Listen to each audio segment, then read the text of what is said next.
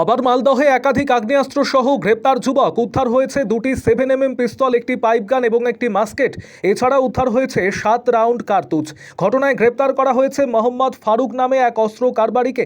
গোপন সূত্রে খবর পেয়ে গভীর রাতে মালদার মানিকচক থানার পুলিশ গোপালপুর পঞ্চায়েতের জেসারট্টোলা এলাকায় অভিযান চালিয়ে মোহাম্মদ ফারুকের বাড়িতে হানা দেয়। রাত 2টো নাগাদ অভিযান চালান পুলিশ আধিকারিকেরা। সেখানে লুকোনো অবস্থায় থাকা বিপুল পরিমাণ আগ্নেয়াস্ত্র উদ্ধার করা হয়। ধৃত যুবক ফারুক কী উদ্দেশ্যে, কোথা থেকে এত বিপুল পরিমাণ আগ্নেয়াস্ত্র জমা করেছিল তা খতিয়ে দেখছে পুলিশ। আরও জিজ্ঞাসাবাদের জন্য তাকে হেফাজতে নেওয়ার আবেদন জানানো হয়েছে। পার্শ্ববর্তী ঝাড়খণ্ড রাজ্য থেকে আগ্নেয়াস্ত্রগুলি আনা হয়েছে কিনা তাও খতিয়ে দেখছে পুলিশ। ধৃত যুবক ফারুক সম্পর্কে জেলার কোথাও কোনো পুরনো অপরাধের রেকর্ড রয়েছে কিনা তাও খোঁজ নিয়ে দেখছেন পুলিশ আধিকারিকেরা। আরও আপডেট থাকতে আমাদের ভিডিও শেয়ার ও ফেসবুক পেজটিকে লাইক করে ফলো করে দিন। কালকে মানিকচক পিএস একটা খবর পেয়েছে কি একটা বাড়িতে কিছু ইলিগাল আর্মস রাখা হয়েছে।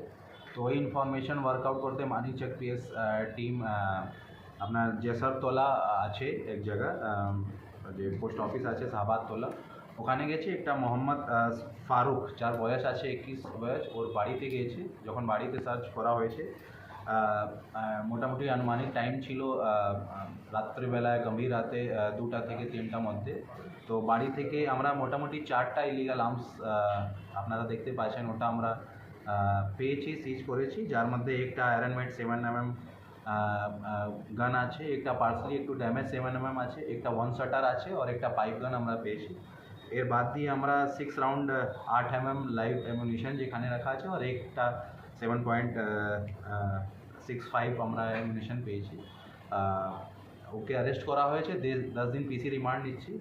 আর এই আর্মসটা কোথায় থেকে পেয়েছে, কী জন্য ইউজ করতো, কোনো গ্রুপ সঙ্গে ইনভলভ আছে কি না, এসব আমরা ডিউরিং ইনভেস্টিগেশন করতে দিই। বাড়ির পিছন থেকে কি রিকভারি হয়েছে?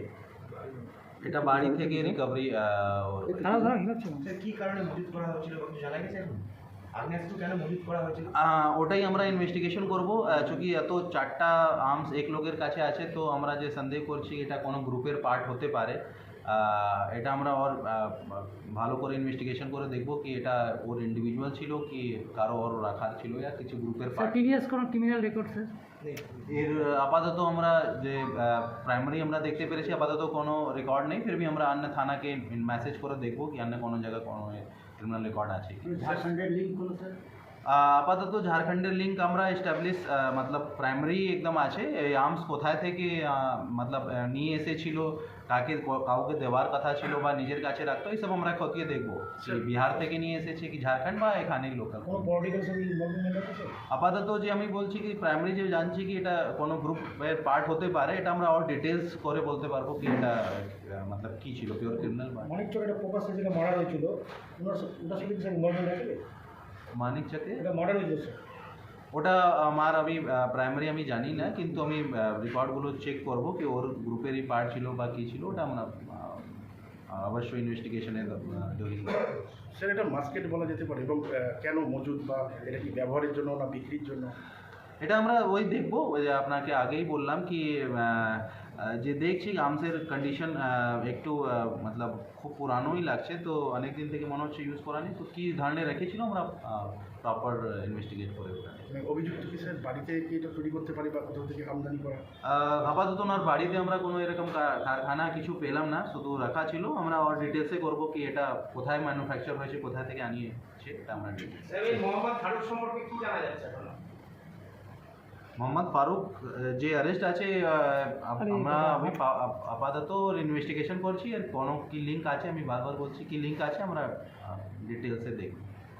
ঠিক।